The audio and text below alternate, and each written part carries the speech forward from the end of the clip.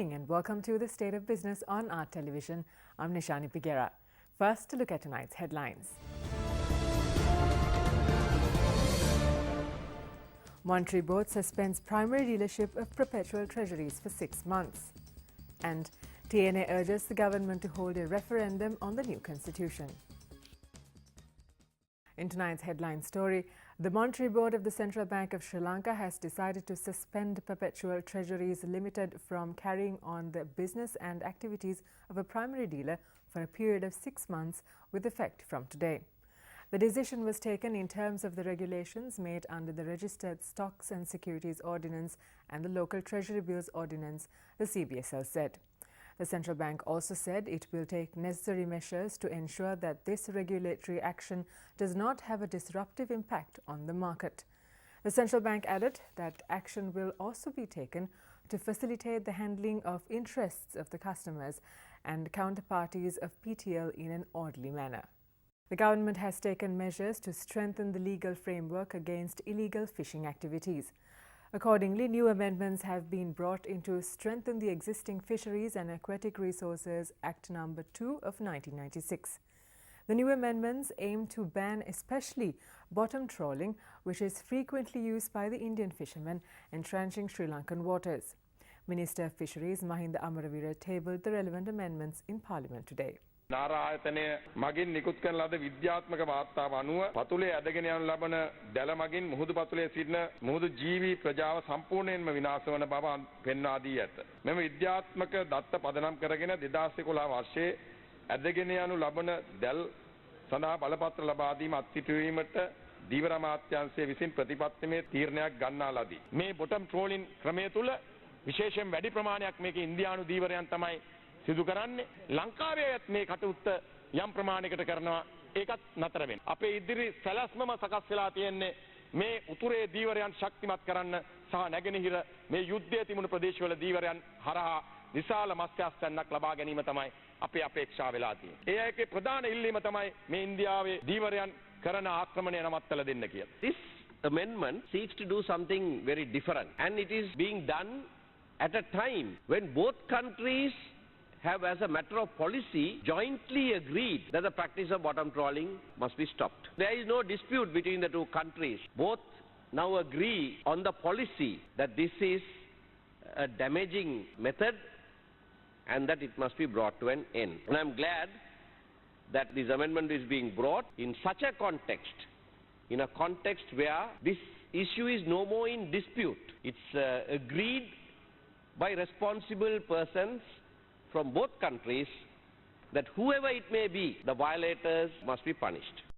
Speaking further, the TNA MP urged the government to hold a referendum and allow the people to decide the fate of the new constitution.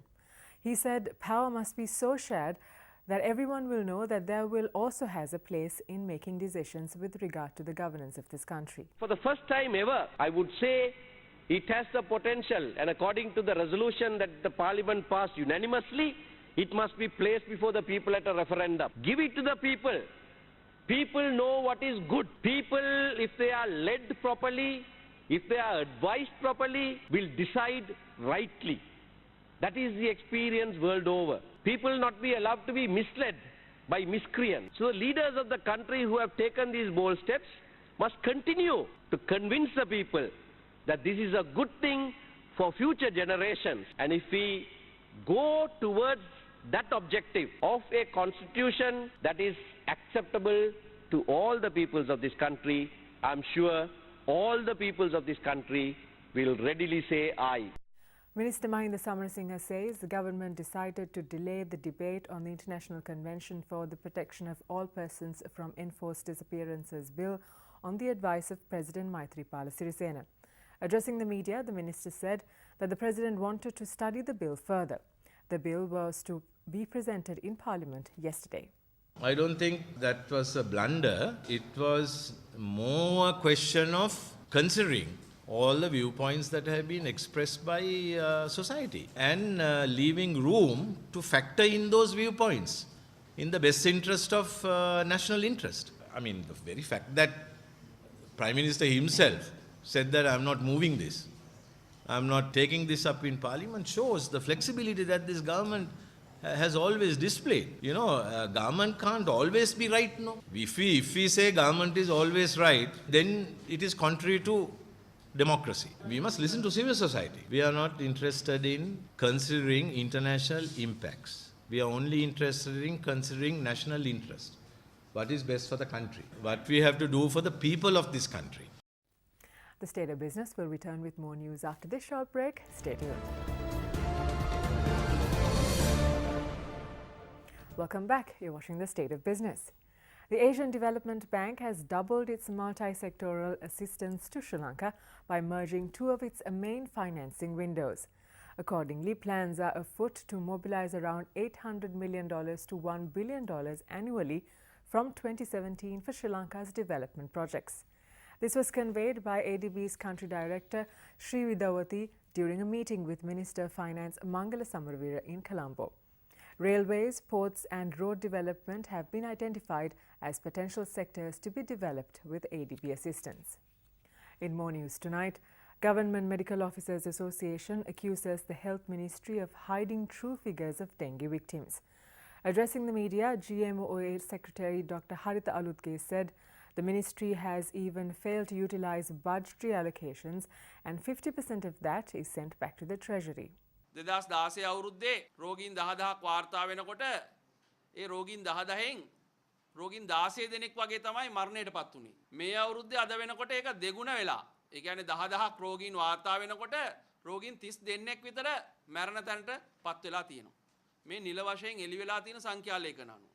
නමුත් අද දවසේ තියෙන ලොකු චෝදනාවක් තමයි මේ අමාත්‍යාංශයේ පැත්තෙන් සහ රජයේ පැත්තෙන් මේ ඇත්ත සත්‍ය සංඛ්‍යාලයකින් රටට ඉදිරිපත් කරන්න නැහැයි කියලා. කියනවා මේ 79000යි කියලා 86000යි කියලා තව සංඛ්‍යාලයකනයක් කියනවා. ඇත්තම ගාන ලක්ෂ පැනලාද? වහාම සෞඛ්‍ය අමාත්‍යාංශයේ අදාළ බලධාරීන් මේ සංඛ්‍යා හෙළි කළ යුතුයි. ඇත්තම මරණ ගාන 225ද? එහෙම නැත්නම් මේක 300 පැනලාද? විවිධ මත කියනවා. වෙන් වෙන සල්ලි වලුත් 150ක් 60ක් විතර ආපහු භාණ්ඩාගාරයට යවනවා නම් සෞඛ්‍ය අමාත්‍යාංශය අපිට හෙටත් අනිද්දාත් ඩෙන්ගු ගැන දිගටම කතා කර කර ඉන්න වෙයි. After this short break, it's a stock watch. To stay with us for that.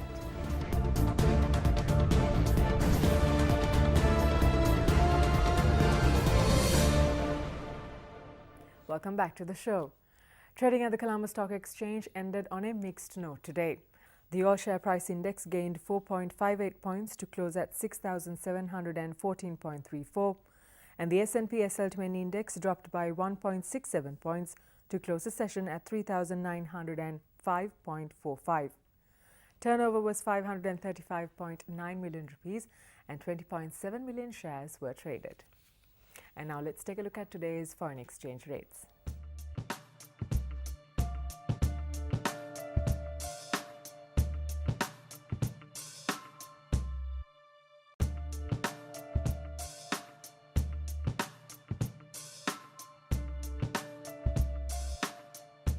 And that's all the news we have for you tonight. Do join us again tomorrow at the same time. Until then, thank you for watching. Good night.